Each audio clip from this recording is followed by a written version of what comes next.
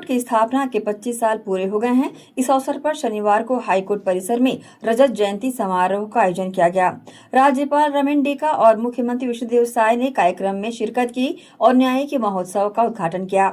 समारोह में शामिल हुए चीफ जस्टिस रमेश सिन्हा ने कहा कि छत्तीसगढ़ हाईकोर्ट ने बीते 25 साल में ऐतिहासिक कामयाबी हासिल की है। इस बीच पेंडेंसी को कम किया गया और आधारभूत संरचना में भी हमने बड़ी कामयाबी हासिल की है।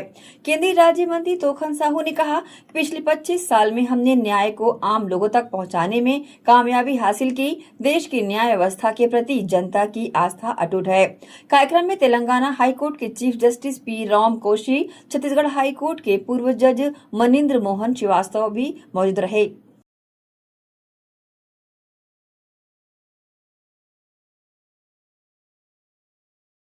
बंधुओं, हमारा प्रदेश छत्तीसगढ़ अपनी स्थापना की रजत जयंती मना रहा है और यह शुभ अवसर हमारे हाईकोर्ट की रजत जयंती का भी है। यह वर्ष हमारी विधानसभा का भी रजत जयंती वर्ष है। मैं इन सभी शुभ अवसरों का आप सभी को सबसे पहले हार्दिक बधाई देता हूं, शुभकामनाएं देता हूं और बिलासा की नगरी को एक नई पहचान छत्तीसगढ़ हाईकोर्ट ने दी है। अब यह न्यायधानी के रूप में जानी जा रही है।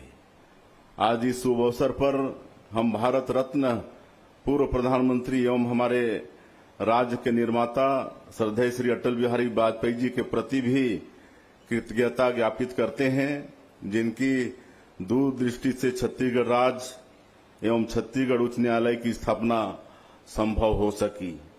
मुझे याद है जब बिलासपुर में हाईकोर्ट स्थापित हुआ तब उद्घाटन अवसर पर माननीय जस्टिस श्री बीएन कृपाल जी और तत्कालीन केंद्रीय मंत्री श्री अरुण जेटली जी आए थे। जेटली जी जितने अच्छे राजनेता थे उतने ही अच्छे वकील भी थे। आज के मौके पर हम सब प्रखर राजनेता एवं कानून के जानकार आदरणीय श्री अरुण जेटली जी को भी श्रद्धा सुमन अर्पित करते हैं। माननीय जस्टिस श्री डब्ल्यू.ए. शीर्षक जी से लेकर वर्तमान माननीय मुख्य न्यायाधीश श्री रमेश सिन्हा जी ने निरंतर न्यायिक परंपराओं को मजबूत करने में अपना उल्लेखनीय योगदान दिया है। माननीय मुख्य न्यायाधीश श्री रमेश सिन्हा जी के निर्देशन में माननीय उच्च न्यायालय से लेकर जिला न्यायालयों में चल रहे प्रकरणों के निराकरण में काफी तेजी आई है।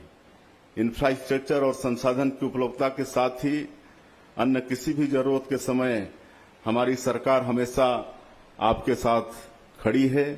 इसी क्रम में हमने वर्ष 2023-24 की तुलना में विधि एवं विधायी विभाग के बजट पिछले साल 25% और इस साल 29% की बढ़ोतरी की है।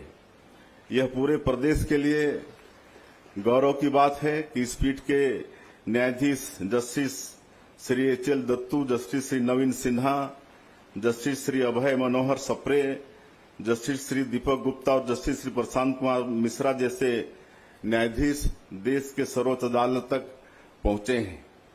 न्यायिक प्रक्रियाओं में पारदर्शिता को बढ़ावा देने के लिए छत्तीसगढ़ हाईकोर्ट ने वर्चुअल कोर्ट और लाइव स्ट्रीमिंग जैसे डिजिटल नवाचारों को बढ़ावा दिया है। साथ ही डिजिटल रिकॉर्ड रूम, एआई आधारित सर्च और न्यायिक प्रशिक्षण के नए मॉड्यूल भी अपनाए जा रहे हैं।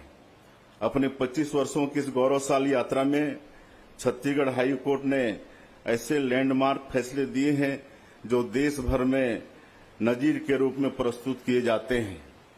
छत्तीसगढ़ हाई कोर्ट की स्थापना के बाद छत्तीसगढ़ के युवाओं में लॉ प्रोफेशन की ओर भी रुझान बढ़ा है। इससे उन्हें कैरियर के नए अवसर मिल रहे हैं। हमारे यशस्वी प्रधानमंत्री श्री नरेंद्र मोदी जी ने अंग्रेजों के समय की दंड संहिता को समाप्त कर भारतीय न्याय संहिता को लागू किया है। अंग्रेजों के समय भारतीय दंड संहिता का जोर दंड पर था, भारतीय न्याय संहिता का जोर न्याय पर है। माननीय प्रधानमंत्री श्री नरेंद्र मोदी जी का प्रयास है कि लोगों को त्वरित और उचित न्याय मिले। उनकी दूरदृष्टि से भारतीय न्याय संहिता में आधुनिक समय के अनुरूप आए नए तकनीकी बदलाव को भी शामिल किया गया है। इसमें फॉरेंसिक साइंस से जुड़े पहलुओं का काफी महत्व है।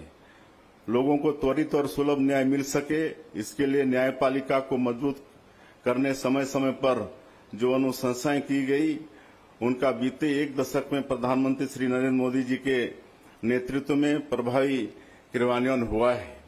फॉरेंसिक की पढ़ाई के लिए राष्ट्रीय फॉरेंसिक विज्ञान विश्वविद्यालय एवं केंद्रीय फॉरेंसिक विज्ञान प्रयोगशाला का शिलान्यास नवा रायपुर में किया गया है। इससे पूरे मध्य भारत में आपराधिक न्याय प्रणाली को आधुनिक बनाने में मदद मिलेगी। छत्तीसगढ़ के सपूत भारत के कार्यवाहक राष्ट्रपति रहे जस्टिस श्री हिदायतुल्ला के नाम पर बनाई गई नेशनल लॉ यूनिवर्सिटी के माध्यम से भी लॉ प्रोफेशनल तैयार हो रहे हैं। हमारा देश दुनिया की सबसे बड़ी आबादी वाला देश है। जनसंख्या के दबाव को देखते हुए हमारी न्यायपालिका पर भी मुकदमों का काफी दबाव है। ब्रिटिश कानूनों में